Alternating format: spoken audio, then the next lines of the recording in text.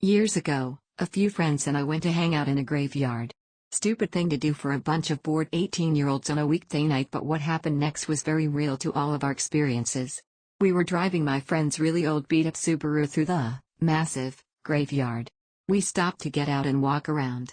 We walked down a hill and came across a little pond. There was someone sitting on a rock on the other side of the pond. The figure was all black and we couldn't make out any features other than the fact it looked like a man who was wearing some old-style top hat. Stupid us waved and shouted hi. He didn't show any acknowledgement or wave back. The man sat on the rock, still. All of a sudden, he jumped to his feet, started running to us on the water and then vanished in thin about halfway on the pond. My friends and I screamed and ran back to her car. I didn't want to believe what we saw, but we all saw it happen. We got back to her car and tried to start it. It wouldn't start. Frantically trying to get it started, we all started panicking and getting very scared. That's when we heard some banging on the car from the back. It wasn't a constant bang, but every few seconds or so we'd hear it.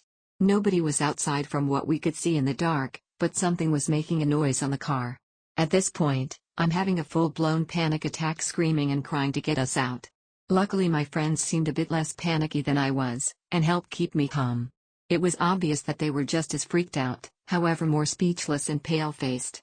We would have left the car in the graveyard and walked the long journey to the exit, if it wasn't for the banging on the car. We didn't want to get out and leave. After about minute, the banging stopped. I'll call my mom to come give us a boost, I thought. I'm not entirely sure why none of us thought to call sooner, however I don't believe anyone thinks rationally while panicking. At this point, 15 minutes had gone by since we got back in her car. I opened my phone and started dialing and realized I had no service. None of us had any cell service. We bantered back and forth for a few more minutes trying to figure out what to do, and decided against leaving the car because whatever was outside was not what we wanted to come face to face with. The next 30 minutes were spent trying to get her car started. No banging was heard afterwards, but we felt this heavy feeling around us. Almost as if it created this pressure on our chest. It's quite difficult to explain as I've never felt anything like it before. Finally, her car started and she hit the pedal to the metal. We sped out of the graveyard so fast. Immediately crossing the gates, all of our phones regained cell service. I'll never be able to explain what caused any of this or why certain things happened. One thing I know for certain is that someone or something was out there, and it was not an animal or a human.